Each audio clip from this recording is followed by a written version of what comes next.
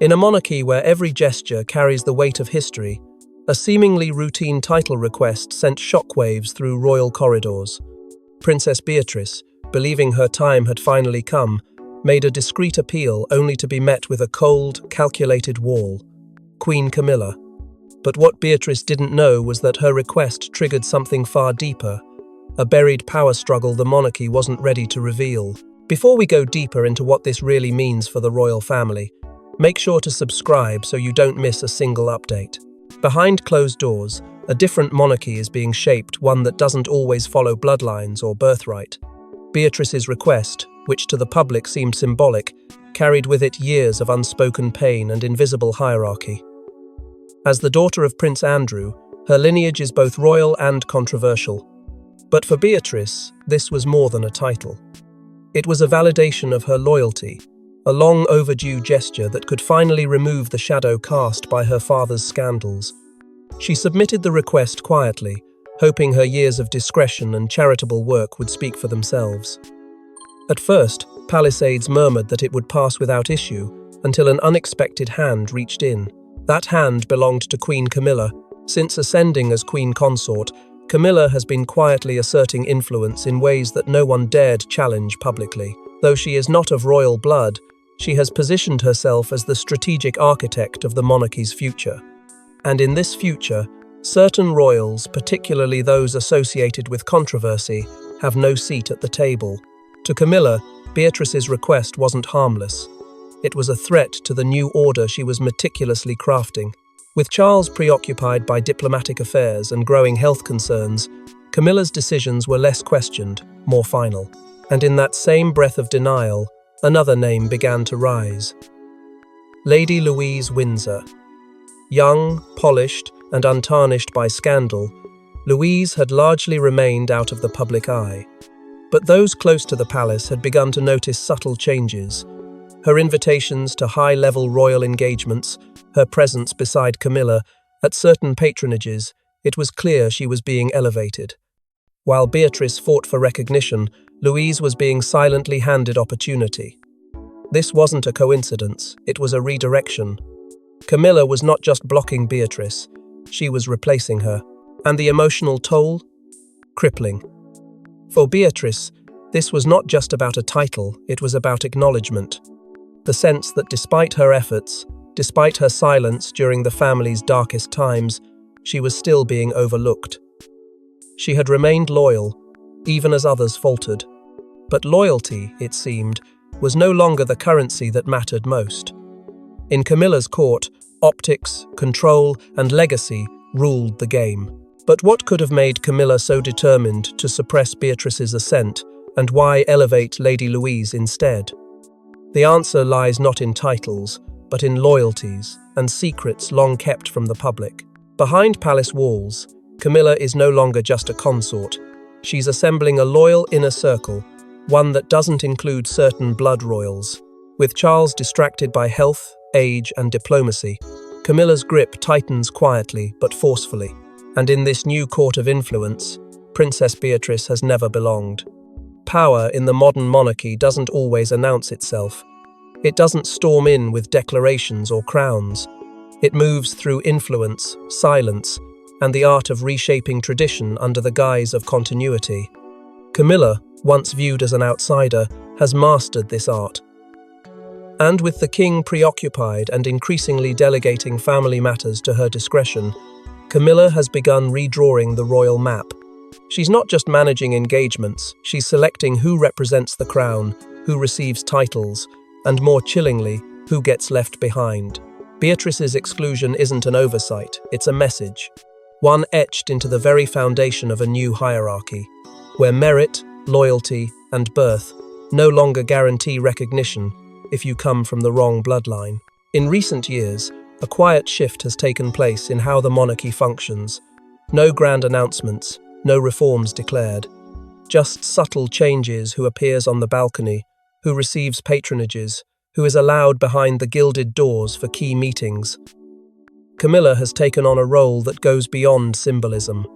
She's mentoring those she sees fit to shape the monarchy's future, but not everyone makes the cut. While the world watched the Sussex drama and the Wales's public image rebuild, Camilla was grooming the next generation of royals in silence, and Beatrice was never on that list. Her lineage, forever tied to Prince Andrew and the tarnished scandals that shadow him, is seen by Camilla as a liability, not a legacy. The contrast is striking. While Beatrice is kept at a distance, Lady Louise, granddaughter of Queen Elizabeth, daughter of Prince Edward, is slowly but deliberately drawn closer. Camilla's favour has tilted toward the Wessex line, citing duty, humility, and lack of public controversy. Louise, despite her youth, is being positioned as an emblem of a quieter, scandal-free monarchy. Some aides have even hinted at Camilla, referring to Louise as a blank slate, unmarred by past mistakes and capable of being shaped without resistance. It's this moldability that Camilla finds valuable, someone she can guide, perhaps even control, as a new public face. To the public, the shift is justified with talks of tradition and royal precedents. Camilla hides her true intent beneath the language of protocol. She argues that Beatrice's request came outside the typical process, that precedence favours other branches of the family, that working royal status must be earned and not simply inherited. But behind the polished statements lies a quiet resolve. This is personal. Camilla has not forgotten how she was once spoken of in Beatrice's circle, nor has she forgiven the warmth Beatrice's mother, Sarah Ferguson, still receives from the public. This isn't just about titles, it's about control, image, power, and so, while Beatrice waits for recognition that may never come, Camilla continues to elevate her chosen few. The monarchy, under her quiet direction, is no longer just a lineage, it's a curated narrative. And Beatrice, by design, doesn't fit that narrative. But while Camilla's plans simmered in secrecy, a bold internal objection was about to disrupt her carefully laid path. Furious and humiliated, Prince Andrew stormed into a private royal meeting. His daughter's dignity was on the line, and he wasn't going to sit quietly. But what unfolded wasn't just a father defending his child, it was a disgraced royal trying to claw back relevance in a system that had long turned its back on him. In a room lined with tradition, Andrew brought disruption. The corridors of Buckingham had grown used to his silence, an exile enforced not by decree but by the weight of public disgrace. But this time was different. The denial of a title for Beatrice had shattered what little restraint he still held. With clenched fists and trembling pride, he argued not as a scandalized prince, but as a father watching his daughter be pushed aside. His voice, once diminished to whispers behind closed doors, rose to challenge the very architecture of power that had cast him out. He spoke of bloodlines, of service, of Beatrice's unwavering commitment despite being systematically overlooked. He demanded to know why titles were being offered to others while his daughter remained invisible. But the room did not flinch. Camilla's senior advisors were waiting, and they didn't blink. Icy in demeanour and sharp in rhetoric, they rebutted every point with calm detachment. They quoted precedents. They mentioned public perception. They cited optics and forward strategy. What they didn't mention, what Andrew already knew, was that none of this had anything to do with merit. It was about image, his image. And no matter how much Beatrice had distanced herself from the controversies that tainted his name, she was still his daughter. And that alone was enough to close doors. The tension between Andrew and Camilla had been growing long before this confrontation. Ever since the fallout from the Epstein scandal, she had kept him at arm's length, refusing to allow his rehabilitation into royal duties. But now, he had crossed into her sphere of influence, titles, status, positioning within the family, and Camilla had no intention of relinquishing control. While she remained composed, her silence was piercing. It wasn't just disapproval, it was dismissal. She didn't see Andrew as an adversary. She saw him as irrelevant, and nothing burns more than being irrelevant in a system you were born to rule. Beatrice, meanwhile, found herself torn. Her loyalty to her father had always been unwavering, but this very loyalty was now the sword cutting her path to royal recognition. She hadn't asked for a confrontation. She had submitted a quiet, respectful request. But now that request had become the centerpiece of a political storm. one she could neither steer nor escape. Her name was being used in a battle she feared would damage her more than it would defend her. Those close to the palace recall whispered arguments, doors that closed with more force than usual, and aides rushing to reroute schedules to avoid further confrontations. Behind the veil of royal decorum, a brutal emotional battle was playing out. Yet King Charles remained curiously silent, present but unmoved. Did he agree with Camilla's veto? Or was he simply unwilling to reopen wounds caused by his brother's fall from grace? His absence of decision spoke volumes, leaving Beatrice with no champion in a monarchy increasingly shaped by discretion, not fairness. And just as Andrew's protests began fading into the background, the spotlight turned unexpectedly onto a quiet young royal who never asked for the throne's attention. Lady Louise Windsor, once tucked quietly behind palace gates, suddenly found herself at the center of Camilla's attention. Why her? Why now? While the media remained fixated on William and Harry's feud, a quieter narrative was taking root. Louise was being groomed, not by her parents, but by a queen with a plan. For years, Lady Louise existed on the edge of the royal frame, polite, unassuming, and invisible to the political machinery grinding behind the palace walls. She attended family events with quiet grace, spoke sparingly in public, and avoided the spotlight that had consumed others her age. But Camilla saw something the rest didn't. In Louise, she saw potential. Not potential for drama or controversy, but for obedience, poise, and quiet power. Unlike Beatrice, whose lineage was entangled with scandal, Louise came with no such burden. Her record was clean, her temperament calm, and most importantly, her ambitions were unspoken. To Camilla, this was a blank canvas, a royal figure she could shape, mentor, and place into the world on her own terms. Behind the scenes, the grooming had already begun. Camilla had started inviting Louise to more strategic gatherings, diplomatic luncheons, private charity events, unpublicized briefings. The media didn't catch it, but palace aides noticed. They whispered of Camilla personally introducing Louise to key figures in the royal network, ambassadors, advisors, foundation heads. It was deliberate, orchestrated, and unmistakably pointed. This wasn't a grandmotherly gesture. It was a calculated preparation. While the world debated Harry's memoirs and William's modernizing agenda, Camilla was quietly installing her own figurehead for the monarchy's future. What made Louise so appealing wasn't just her silence. It was her resemblance to the Queen, the late Elizabeth II. Not physically, but in spirit. Her restraint, her discipline, her unwavering composure. Longtime staffers noted how Louise walked into rooms the same way Elizabeth once did without needing to speak to command presence. Camilla, who once struggled for acceptance, saw in Louise the very traits she had once been denied credit for herself.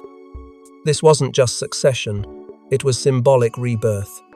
Louise would be the royal narrative rewritten, recast in the image of duty without drama, and Camilla would be the one to write it. Beatrice, watching this from the periphery, could feel the sting. The rise of Lady Louise wasn't just unexpected, it was personal. She had been patient, loyal, and compliant. She had played the long game, distanced herself from her father's disgrace, and waited for a nod of approval that never came. Now, someone 10 years younger was being handed the stage she had long prepared herself for. And not because Louise had asked for it, but because Camilla had chosen her. It was not a meritocracy, it was a monarchy governed by perception. And Beatrice, try as she might, could not rewrite how she was perceived. The optics were undeniable. In an age where public image shapes legacy, Louise presented none of the risks Beatrice did. No tabloid associations, no past controversies, no lingering whispers of scandal. Camilla wanted a monarchy that could distance itself from the messes of the past decade, and Louise gave her that opportunity. This wasn't about duty, it was about design. A design where every piece served a purpose, where every move was made not out of fairness, but out of strategy. But the real twist wasn't just who Camilla chose, it was the hidden reason why she blocked Beatrice, and it had nothing to do with rank. Inside a red-sealed envelope in a palace filing drawer lies a document that few know exists, a post-wedding report that shattered Camilla's trust in Beatrice forever. What happened during that ceremony that made Camilla draw a line? What should have been a moment of quiet triumph for Princess Beatrice, a private royal wedding conducted with dignity and restraint would, in hindsight, mark the beginning of her undoing. The event, which seemed harmless on the surface, harbored moments that struck deep into Camilla's perception of loyalty. Among the guest list, carefully vetted by royal aides, were a handful of names that had raised eyebrows. Individuals Camilla had deliberately distanced herself from for years. Figures whose past criticisms of her, both public and private, were widely documented. And yet, they were there, laughing, toasting, taking photos with Beatrice and her husband. To Camilla, this wasn't just an oversight. It was a provocation dressed in wedding lace. The breaking point came not from the seating arrangement, but from a conversation, a single whispered remark, caught by a royal aide, and later transcribed into a report for senior royal review. The words, flippant and dismissive, questioned Camilla's authenticity within the royal family. They weren't said by Beatrice herself, but by one of her close friends, with no protest from the bride. According to the aide, the implication was clear. Camilla would never truly be one of them. The room may have moved on, but Camilla didn't. That moment, tucked away in her so-called memory folder, remained sharp, a private log of slights, insults and betrayals silent, but never forgotten. That sealed document became her proof, her justification. When Beatrice's request for a new title arrived, it didn't just land on the desk of royal protocol, it brushed against old wounds. Camilla didn't need to speak loudly. A discreet meeting, a retrieved report, a reminder to senior aides of what had once been said, and the machinery moved swiftly. The tone of the palace shifted. Suddenly, Beatrice's appeal was described as ill-timed, not aligned with current royal strategy. Behind closed doors, some suspected the dossier had quietly made its rounds again, not through formal channels, but through subtle glances and coded language that ensured her request would not move forward. Aides whispered about the timing. The report hadn't been mentioned in years, but its contents were fresh again, just as Beatrice positioned herself for greater visibility. For some, the connection was too precise to be coincidence. Others believed the leak was deliberate, a quiet warning, not just to Beatrice, but to anyone who underestimated the Queen's memory. In this royal household, legacy wasn't just about lineage, it was about loyalty, and Camilla was determined to reward only those who remembered that. This wasn't justice, it was vengeance cloaked in protocol. Beatrice, unaware of the storm building behind her, believed her request had been denied on procedural grounds. But the truth was far colder. It wasn't about the system, it was about a scar that had never healed. A comment that had once passed in jest had now become her undoing. Yet while Beatrice's past haunted her ascent, Camilla's ambitions for Lady Louise would soon meet resistance from a surprising source. In a rare show of private influence, Catherine, the Princess of Wales, quietly voiced her concerns. Not about Beatrice, not about titles, but about what this sudden spotlight on Louise could mean for her own daughter, Princess Charlotte. Was Camilla rearranging the next generation's hierarchy without the public's knowledge? Catherine had always played the long game. Graceful in public, strategic in private. But when she learned of Camilla's growing interest in Lady Louise's mentorship, grooming, quiet elevation behind the scenes, something shifted. It wasn't jealousy. It was calculation. She had spent years cultivating Charlotte's image as the monarchy's future female cornerstone. Positioned between two brothers, Charlotte had the unique potential to be a royal force, poised, intelligent, and born into a line destined to rule. But now, without warning or public rationale, Camilla was placing another young royal on a parallel path. Louise's sudden visibility wasn't a coincidence. It was a campaign, and Catherine saw it for what it was, a quiet threat. Behind palace walls, Catherine began asking questions. Not formally, never in writing, but during off-record briefings and private discussions. She inquired about Louise's new roles, her upcoming appearances, and, most curiously, her education. Rumours had begun to swirl, unconfirmed but persistent, that Louise had been selected for a bespoke royal training program. One not previously offered to Beatrice, Eugenie, or even Charlotte. Designed in secrecy and under Camilla's patronage, it promised diplomatic grooming, elite cultural exposure, and accelerated public duty preparation. To Catherine, that was more than favoritism, it was succession building. And it was being done in the shadows. The danger wasn't just about Louise, it was about the unspoken hierarchy beginning to harden beneath the surface. Royal watchers still debated the roles of George, Charlotte, and Louis in the coming years. But this quiet redirection, orchestrated by Camilla, threatened to alter public perception before any official announcement was made. If Louise became the image of youthful duty and quiet excellence, Charlotte's future wouldn't just be harder, it would be smaller. Catherine knew how narratives worked, and once they were cemented in the public mind, they were nearly impossible to rewrite. King Charles, ever the diplomat, found himself once again caught between two forces, his wife and his son's wife. Catherine didn't confront him, but the message was unmistakable. She expected fairness. She expected transparency. And more than anything, she expected that her daughter's path would not be quietly undermined by court alliances and private mentorships. Yet Charles, cautious and fatigued by years of family tension, avoided a clear stance. He neither supported Camilla's quiet plan nor opposed it.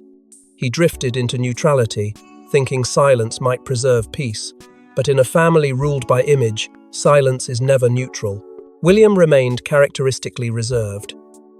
He listened to Catherine's concerns, nodded in agreement, shared her unease, but refused to escalate. Publicly, he needed to preserve the image of a united monarchy. Privately, he feared another divide. But his refusal to act became, in effect, a quiet complicity.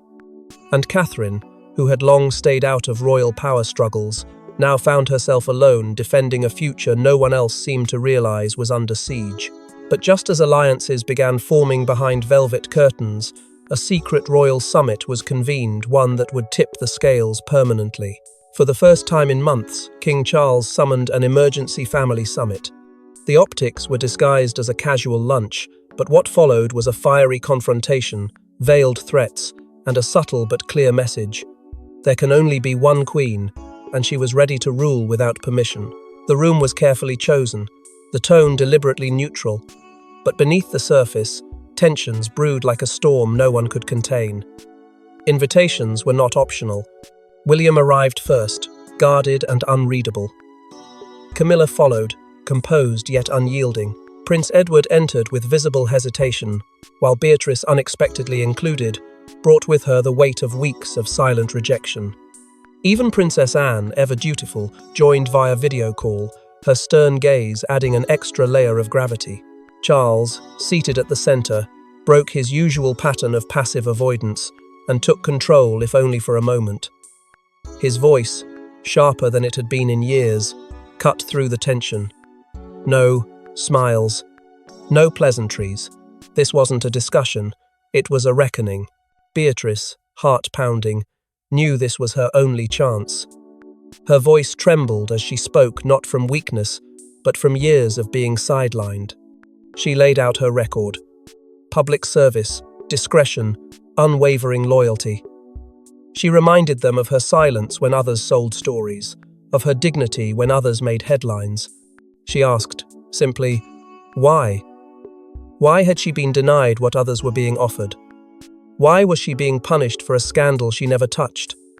The room held its breath. And then Camilla responded, not with fury, but with frost. Titles are earned, she said, not inherited through scandal.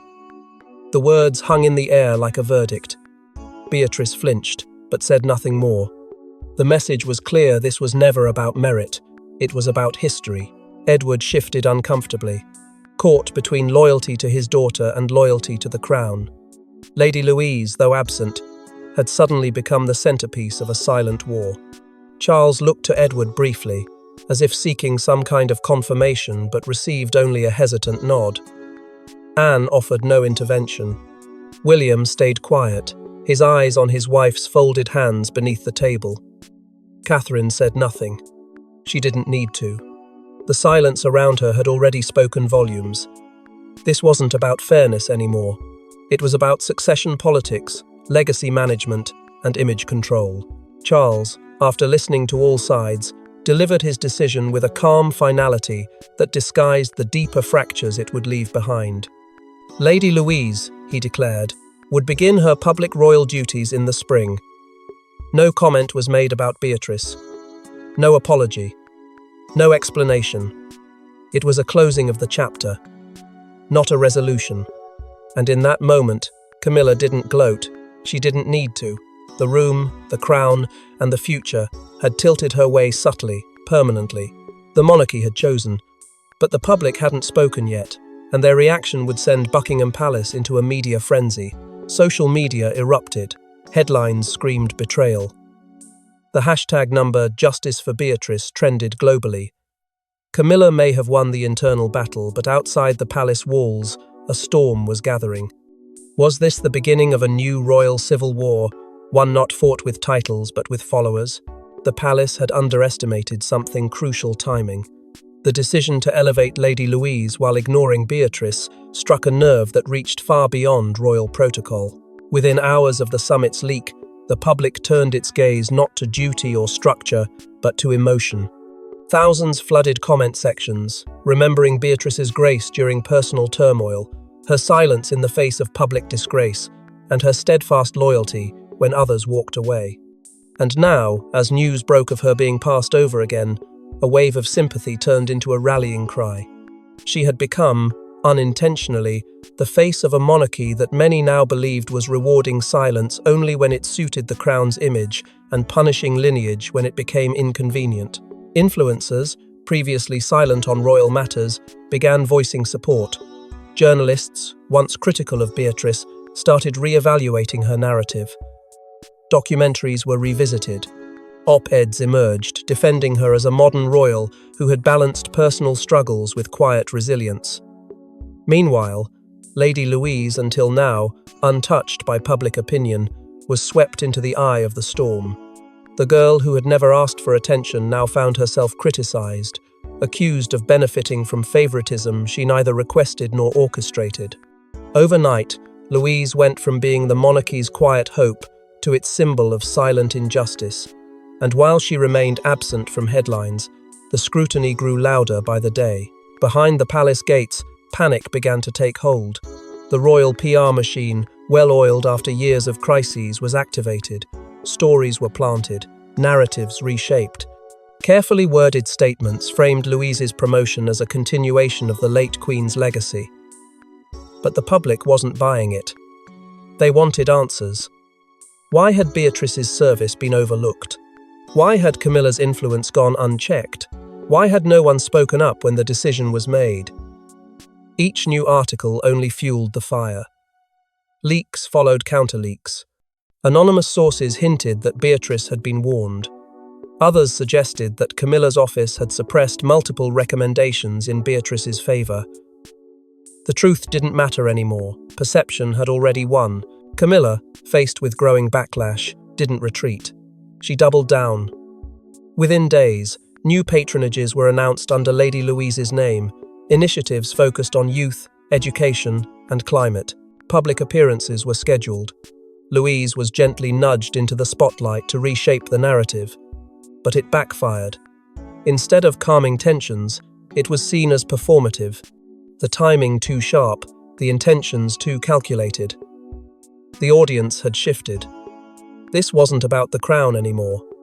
It was about trust, and the public no longer believed the decisions coming from inside Buckingham were rooted in fairness. Soon, demands for transparency echoed across major media platforms.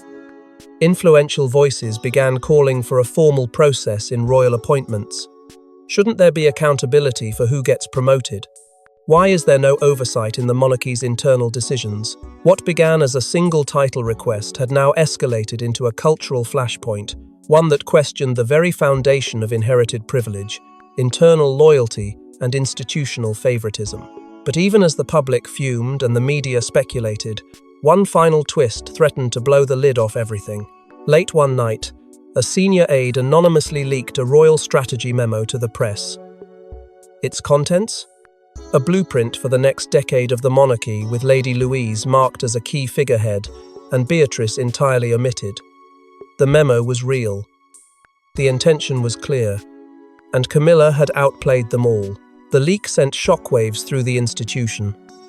What had been dismissed as speculation was now laid bare in ink dates, names, and timelines meticulously plotted. At the center stood Lady Louise, her rise choreographed in stages, increased visibility, new patronages, public speaking, and, eventually, formal honors. But the more stunning detail wasn't who was in the plan, it was who wasn't.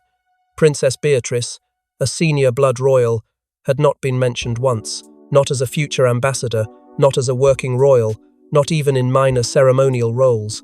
Her erasure was not accidental. The memo described a streamlined, modern-facing monarchy, with no room for complicated associations. The subtext needed no interpretation. Camilla had made her final judgment. Within the palace, the memo blindsided even those who thought they were in the inner circle. Several family members were reportedly furious not at the leak, but at the fact that they had never seen the document themselves. Some had quietly questioned Camilla's recent influence, but this was confirmation. The Queen had gone from consort to architect, building a monarchy in her image, quietly phasing out entire branches of the family while the world looked elsewhere. It wasn't just a strategy. It was a takeover. Beatrice, upon seeing the memo, reportedly withdrew from a scheduled public appearance. Those close to her said she was devastated not just by the document, but by the silence that followed. No one reached out, no one apologized, no one corrected the record. Her journey, her sacrifices, her loyalty, they had all been reduced to a single conclusion: unsuitable. In the days that followed, she retreated from the public eye, her voice absent amid the noise. The palace released no statement. Camilla didn't blink. And then came the image, the final punctuation to it all.